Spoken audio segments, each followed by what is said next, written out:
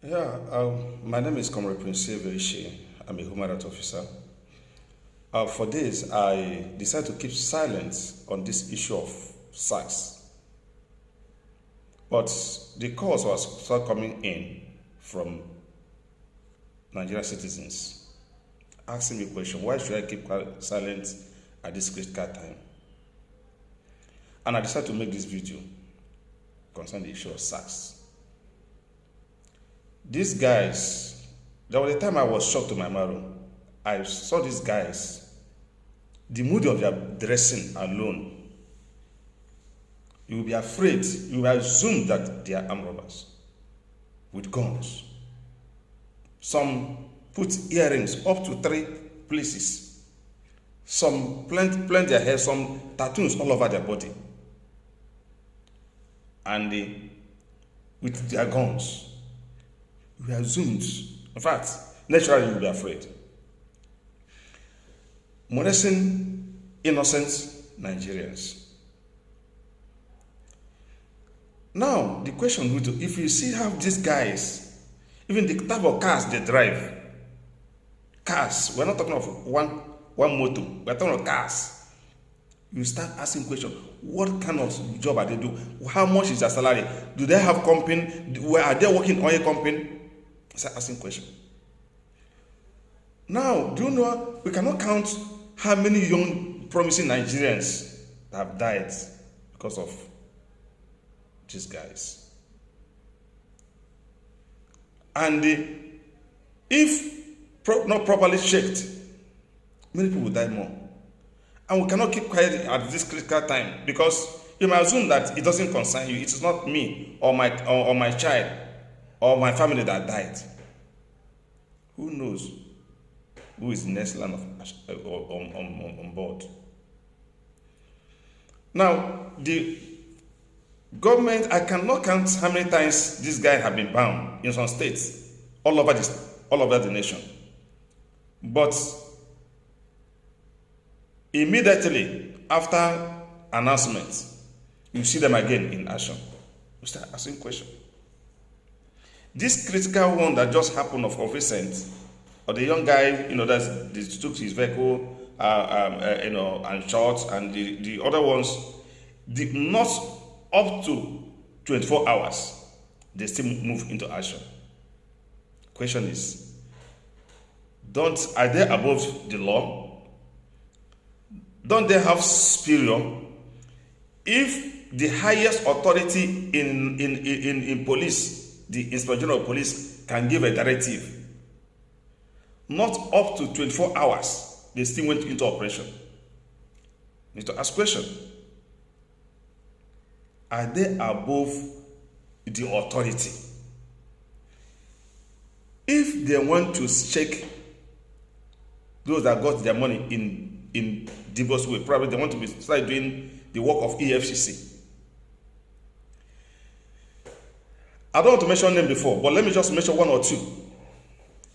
They should go and ask Dilo Menaye how he got his money. I'm trying to analyze, trying to know where this man has his company, that he can come in a social media and start showing almost a whole flat of where he keep his wristwatch, that each one is not less than millions of naira, showing us his rings and his belt and we're not talking of his cars, the one he just bought of recent, the latest Mercedes. Don't they ask question, where did he get all this money? They're only going for young boys or young girls. I'm not an advocate. I'm not advocating for Yahoo guys or for one or whatever. That's not my. I'm against them. Those that are getting their money in that manner. Don't say that I'm not supporting anybody. But they should go and scrutinize these people. The other man went and bought one of the expensive cars for his daughters and bring it on social media. What do you want us the poor masses, whom our father cannot even buy us bicycle, should do.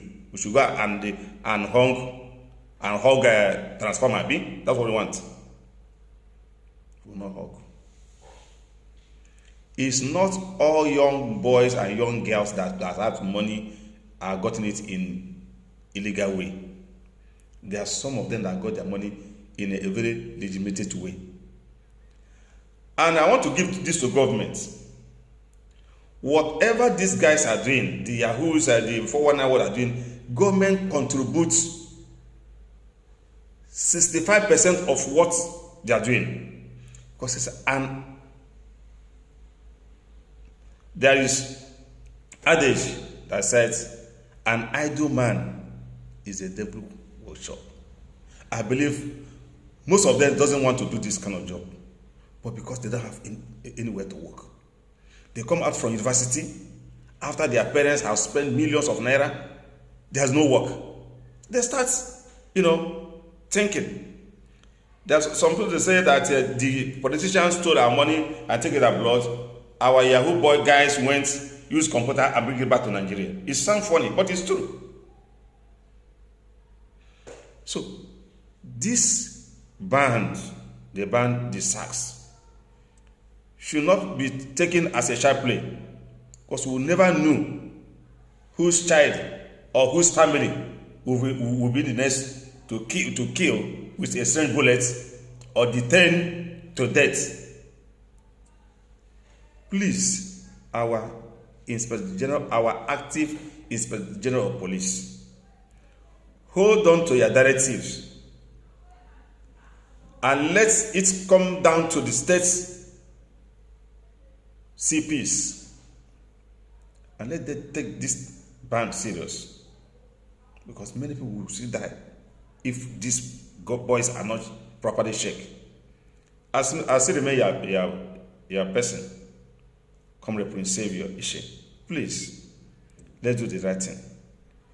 Government, your own responsibility, 65% of your contribution is the industry that could have employed these young guys and young boys and girls.